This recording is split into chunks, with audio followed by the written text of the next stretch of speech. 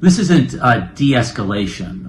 What it really is management. The 21 hours in Islamabad was face-to-face negotiations, the first time in years, but still no deals. And then since then, the negotiation has moved from Islamabad to the water, to the Strait of Hormuz. And what isn't settled at the table is now being decided at sea. And the talks are the signal. The strait is the decision. And the commandos are boarding ships. There are tankers being seized. The navies are going face to face. Iran is firing at vessels and seizing ships, including one that was tied to India, trying to bring Iranian oil to India.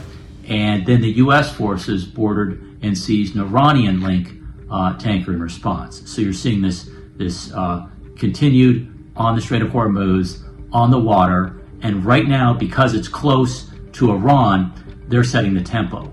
But both sides are still applying pressure, but nothing has fundamentally changed since Islamabad to today.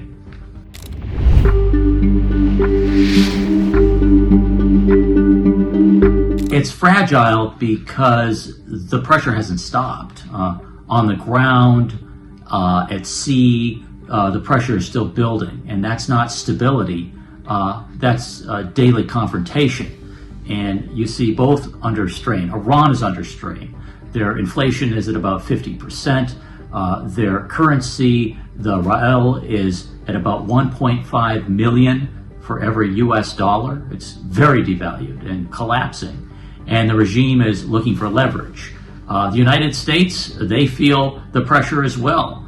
The oil prices are elevated, gas prices are rising, and that pressure moves straight into inflation and onto the global markets. Very difficult, and a lot of pressure on the U.S. as well. We're seeing shipping that is slowed. We're seeing insurance that's spiking. We're seeing supply chains that are tightening. So Iran really feels this first, and the world is feeling it next. And those are not signals of stability. Those are signals of ongoing confrontation and trying to find leverage along the way and applying pressure at every possible turn.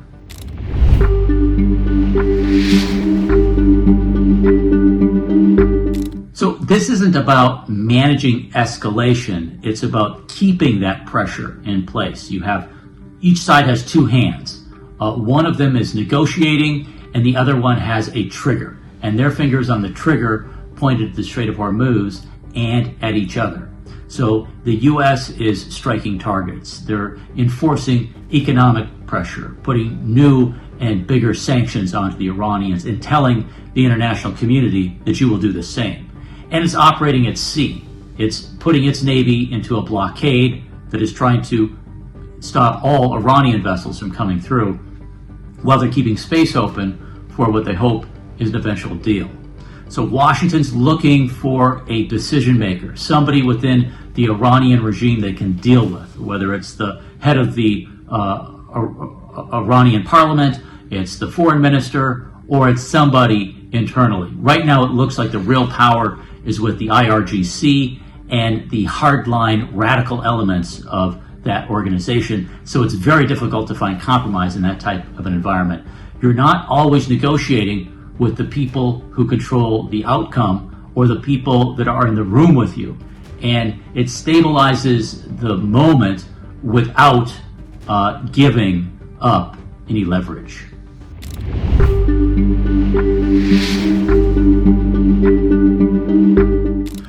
Well, the Strait of Hormuz carries about 20% of the world's oil.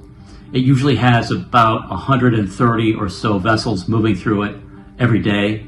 10 to 20 million barrels of oil go through the Strait of Hormuz, and it is liquefied gas, it's oil, it's all sorts of cargo that's moving through that area. And you don't need a full shutdown. All you need is to put the opportunity there that if you try and move your vessel through, it will be stopped. So disruption is enough for the Iranians to acquire pressure and leverage. That's moving prices up. It's delaying cargoes. It's hitting global markets.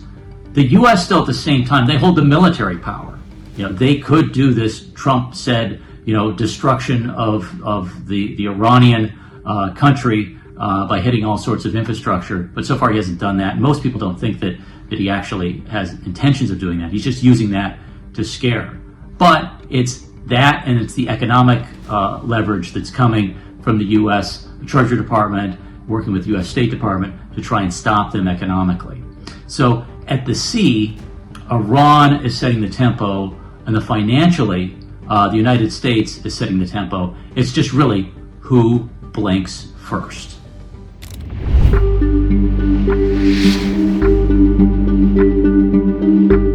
So this is really a shift in how pressure is applied.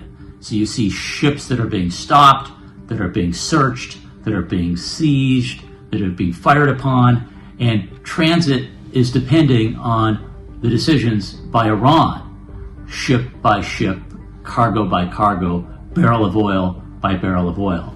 When you say no ships, you own every ship in that lane, and you try and stop them or try and charge them a toll and try and extract something from them before you will let them go. That's controlled movement in a global energy corridor, and every day that happens, it risks miscalculation. It risks making bad decisions that could harm people, that could harm the international energy markets, and it's going to have a far-ranging, difficult outcome in economies across the world.